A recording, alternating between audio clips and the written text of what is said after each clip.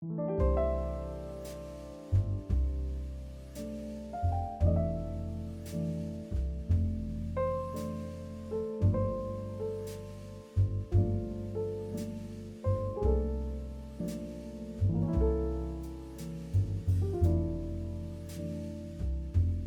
Metaphysics of Truth, a self-help guide to your non-existence. Welcome to the abyss. I know, you were expecting something more dramatic. Maybe a booming voice, maybe a grand revelation, maybe an ancient tome that whispers forbidden truths whenever you hold it under a full moon. It's just this. Here's the thing. You're here because you have a problem. You want truth. Which is funny, because truth is just the prettiest little lie we ever told ourselves. Every morning, you wake up, slip into your designated role and hit play. You tell yourself a story. Maybe it's a good one. Maybe it's about being a competent person, about how you have plans, a future, direction. Maybe you tell yourself you're special, unique, important, destined for something big. Maybe your story is darker. Maybe you've decided you are doomed, that you are unlucky, that the universe has personally decided to spit in your coffee every morning because, why not? It doesn't matter, either way you believe it.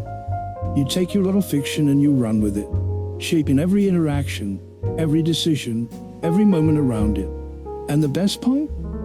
You never think to question if any of it is real. Act 1. Truth as a fetish object. Oh, truth. Humanity's favorite little fetish. We have spent millennia dressing it up, putting little hats on it, and making up rules about what it can and cannot do. We parade it around at our convenience, when it reinforces our little narratives, and slap it in under people's faces like a funny little phallus for our own enjoyment. We take delight in watching other people suffer when they ignore what we know to be true. The philosophers declared that truth was knowable. Wrong. The scientists declared that truth was provable. Cute. The poets declared that truth was beautiful. Lies. The internet declared that the truth was whatever gets the most engagements. Oh, here we are. But we'll return to that later. The problem is, the truth does not exist. Or rather, truth exists in the same way fiction does, as something we all agree to pretend is real. Metaphysics begins from our observations about the world, and is sustained by the desire to make sense of the world. The metaphysical concepts we devise and impose, in turn affect the way we perceive and represent reality. So it is little surprise that self-fiction develops in response to the metaphysical frameworks we fabricate. Truth, in some sense, acts like gravity, in that it can shape the world, can be measured in some way from our limited understanding, and we use it in calculations and decisions. So, you believe you're in control, that you decide who you are and what you do. But here's a fun experiment. Take a moment and examine your entire personality. Not just the shiny parts, the whole mess. Why do you fear what you fear? Why do you crave what you crave?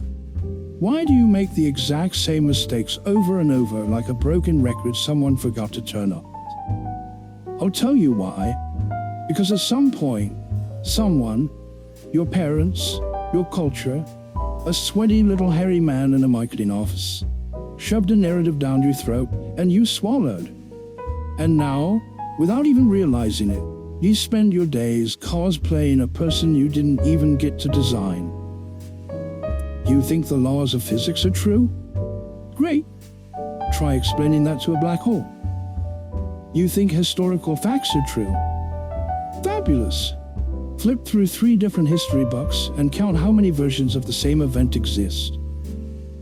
You think personal identity is true? Neat. Show me where, exactly in your body, your self is stored. I'll wait.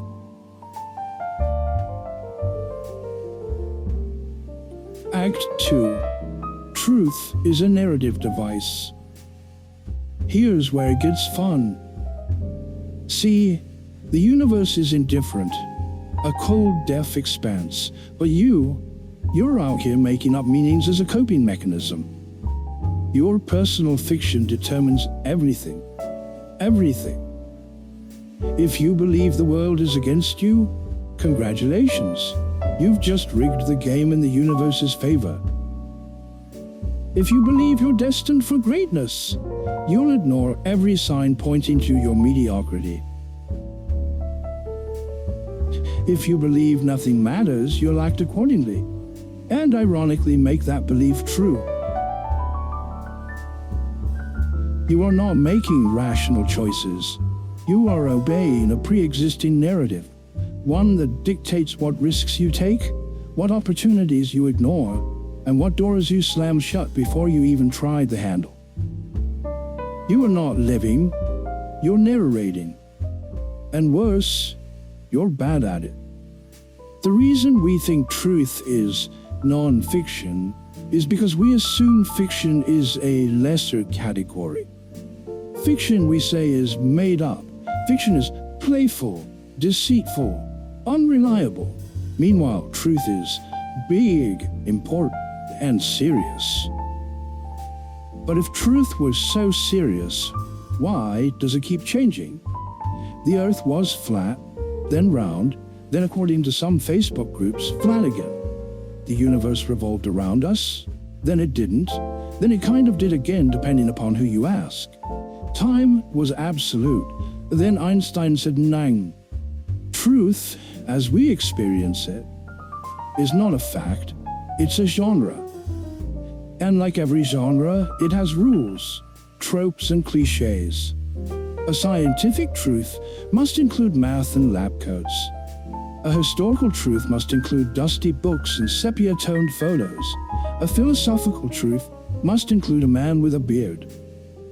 Without these, we simply won't believe it, because what we call truth is just aesthetic preference. Act 3.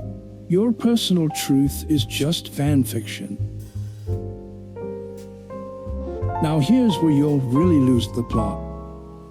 Not only is objective truth a story we keep editing, but your personal truth, the one you wake up and believe every day, that's just self-insert fan fiction. I'm a good person. Dubious. I deserve happiness. A bold assumption. I have free will. Absolutely hilarious. You're constantly revising yourself to fit your preferred narrative. Did something bad? No, you were just tired. Failed at something? No, it was a learning experience. Got rejected? No, they just couldn't handle your brilliance. Your mind will twist, warp, delete, and rewrite whatever it needs to in order to keep your story intact. And here's the kicker. Even the desire to seek truth is just another plot point. The skeptics think they're escaping fiction. The philosophers think they're untangling it. The scientists think they're measuring it. But they're all inside the same novel, flipping through pages they didn't write. Act 4. Escaping the story by writing a new one. So what now? You can't live without truth, but truth isn't real. You can't escape fiction, but fiction is all you have. You have two choices. 1. Refuse to engage, declare everything meaningless, and become an existential void. Congratulations, you are now a concept. You are as real as an idea, floating through space belonging to no one. Enjoy your new featureless existence. 2. Accept the lie, but make it fun. If truth is fiction, at least pick a good one. Be the hero in a story you enjoy living. Make up an aesthetic reason for why things happen. Pretend the universe is a well-written novel. Make dumb movies about your dog. Because the only difference between a good fiction and a good truth is confidence. Act 5. Truth in Modernity, the great monolith of meta-truth. Here's the part they don't tell you, and here is where things start to get bizarre. The universe, the one we think we live in, it might not even be fiction or non-fiction. It might be something we don't have words for. Not a story, not a reality, not a simulation, just something else. But since we have no way to process that, we default to narrative modalities. One such behavior we engage in incessantly is posting online. We put on our costumes over our masks, we act our parts, we follow the script, and we want what everyone wants, acknowledgement. It begins, as all great absurdities do, with an itch, and this is where things go off the rails. There's been introduced to humanity a synthetic phantom sensation, neither biological nor divine, but built by other people. A crawling, insidious need that cannot be soothed by any narrative we can construct. The modern Homo sapiens, now less sapiens, more compulsivus, reaches for the glass rectangle, that shimmering altar where selfhood is both fabricated, performed, and devoured. For lo, the algorithm demands sacrifice. The algorithm is an omnipotent oracle, a writhing digital deity with unknowable whims. It rewards offerings of engagement and punishes silence with the great yawning abyss of irrelevance.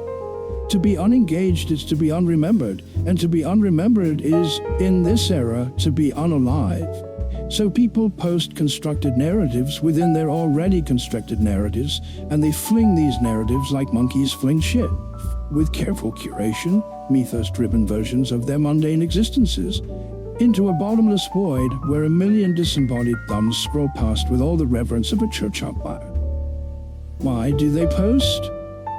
This, on its face, is a grand ecclesiastical question for the great techno-theologists, akin to pondering why early humans daubed ochre handprints on cave walls.